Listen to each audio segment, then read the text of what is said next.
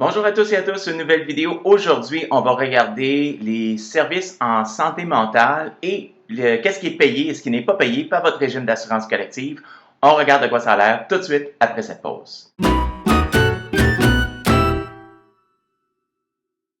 Alors bonjour à tous et à toutes, une nouvelle vidéo. Aujourd'hui, on parle de santé mentale, puis de qu'est-ce qui est payé par les régimes d'assurance collective. Fait que si vous êtes un employé, ça va vous donner une idée de quels sont les professionnels que vous pouvez consulter ou qui pourraient être, prendre partie dans votre dossier si jamais vous avez besoin de consulter.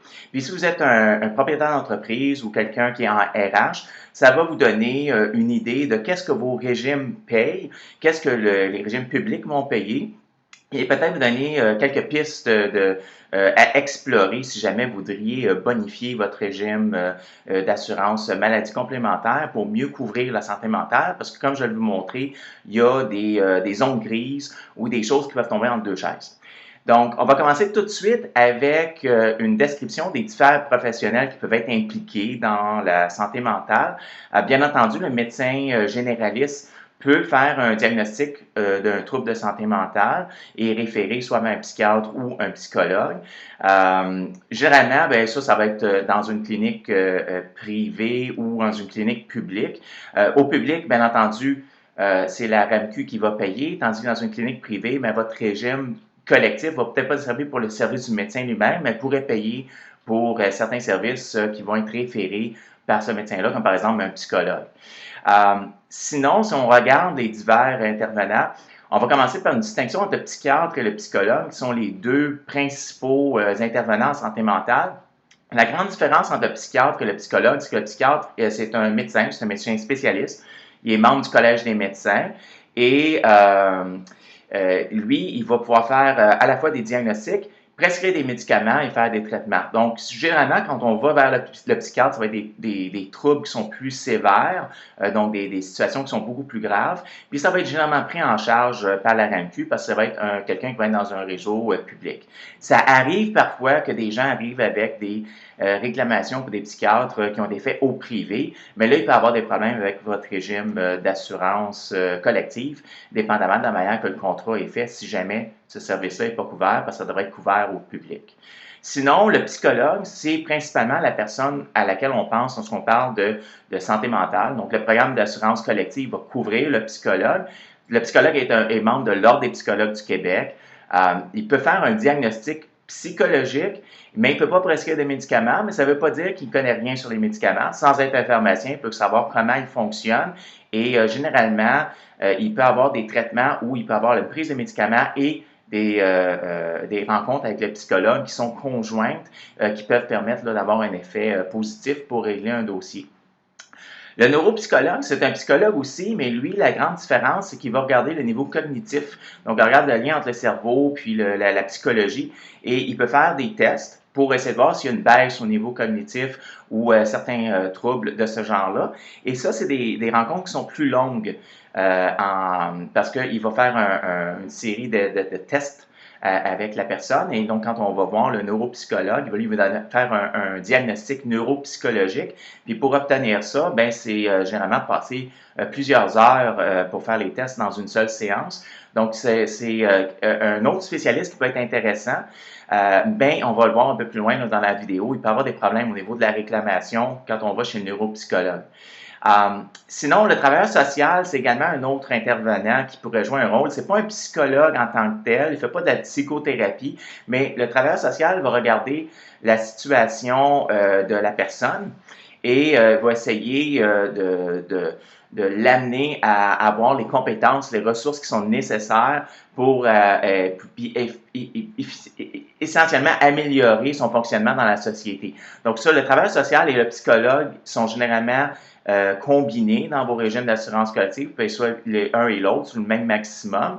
Et dans ce cas-ci, ben, il peut avoir cette aide-là aussi. Donc, c'est pas nécessairement le travail social peut quand même jouer un rôle intéressant et peut également aussi aider avec les thérapeutes conjugaux, etc. Donc, il peut avoir cette aide-là aussi. Sinon, les psychothérapeutes, donc on parle de gens qui ont un permis de faire de la psychothérapie de l'ordre des psychothérapeutes, mais qui ne sont pas nécessairement psychologues. Ces gens-là, des fois, on a des problèmes au niveau de l'assurance collective, parce que si votre contrat dit qu'on paye le psychologue slash travailleur social, ben on ne paiera pas le psychothérapeute qui fait juste de la psychothérapie. Si votre contrat dit qu'on paye la psychothérapie, ben là, on pourrait payer son service. Donc, des fois, il y a des problèmes au niveau de la réclamation, parce que depuis la loi 21, il y a comme eu une division des professionnels. Il y a les psychothérapeutes d'un côté, puis les psychologues qui, eux, peuvent faire de la psychothérapie sans nécessairement détenir le permis, parce qu'ils sont autorisés d'office à le faire. Donc, ça a créé comme une séparation.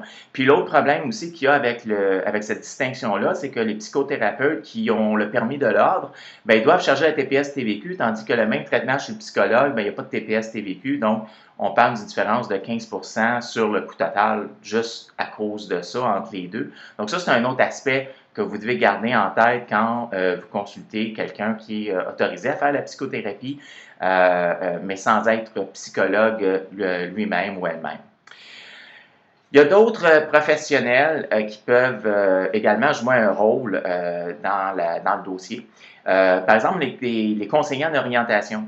Conseiller en orientation, c'est pas juste pour les enfants, c'est quelqu'un, peut-être un adulte qui retourne au travail et qui aurait besoin peut-être de se réorienter dans sa carrière. Bien, le conseiller en orientation peut faire ça.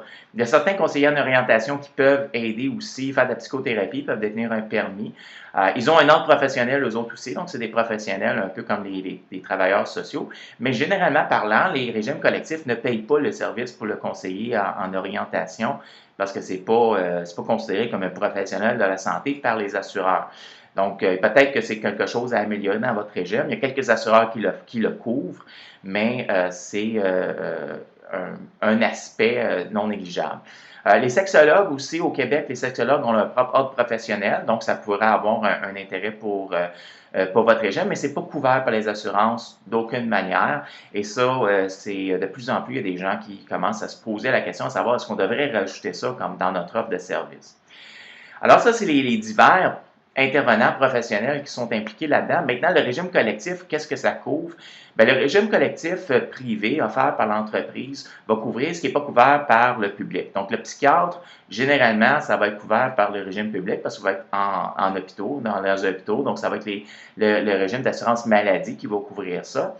Tandis que le psychologue en pratique privée, bien, ça va vraiment votre régime collectif qui va couvrir. C'est possible aussi que vous ayez un programme d'aide aux employés dans votre entreprise. Donc, le PAE, lui, pourrait engager, par exemple, des psychologues juniors, mais également des conseillers en orientation, des sexologues. Donc, il y a un moyen pour financer certains de ces services-là, mais c'est à travers le PAE. Soit que c'est un PAE qui est offert gratuitement par l'assureur, donc sur référence d'un gestionnaire pour aider un employé avec une problématique, ou c'est offert directement par l'employeur comme un programme qui est payé sur une base mensuelle par employé pour financer ça. Donc, dans le programme de PAE, on pourrait avoir accès à d'autres professionnels qui pourraient aider au niveau de la santé mentale, sans nécessairement que ce soit un des professionnels typiques qu'on paye avec l'assurance maladie complémentaire. Troisième moyen avec le collectif de payer ces services-là, c'est avec les comptes de dépenses santé. Donc, si j'ai un compte de dépenses santé, l'employeur met une certaine enveloppe budgétaire qui est disponible à tous les employés. On peut l'utiliser, il faut peut-être soit l'utiliser dans l'année ou on peut reporter le solde pour l'année suivante, maximum plus que 2 ans. Après ça, on retourne à la case départ. Mais c'est un montant qu'on peut utiliser pour n'importe quel spécialiste ou n'importe quel traitement qui n'est pas couvert par le régime de base ou en supplément du régime de base. Il peut y avoir des comptes de dépenses santé où est-ce qu'on peut passer des dépenses plus de santé mieux-être, comme les abonnements au gym. Donc là-dedans, on pourrait passer des dépenses qui seraient payées avec tout ce qui est taxable, okay? TPS, TVQ, on pourrait passer des dépenses là-dedans. Donc peut-être que certains thérapeutes qui, sans être des spécialistes de la santé, considérés comme des spécialistes de la santé dans votre régime collectif, on pourrait peut-être les passer dans ces comptes de dépenses santé mieux-être pour les produits taxables. Donc, c'est un troisième moyen de payer ça. Alors, c'est quoi les zones grises, les problèmes qu'il y a avec avec les régimes collectifs présentement, en tant qu'employeur, vous allez peut-être vous demander, ben c'est qu'est-ce qu'on pourrait améliorer? Ben, les neuropsychologues, je le mentionnais tout à l'heure, quand on va chez le neuropsychologue, on rencontre la personne, puis on est là pendant un certain laps de temps. Donc, ça peut peut-être durer une journée pour faire la batterie de tests. Eh bien, c'est sûr que la facture de cette visite-là va être beaucoup plus élevée que la facture d'un psychologue qui fait seulement une séance.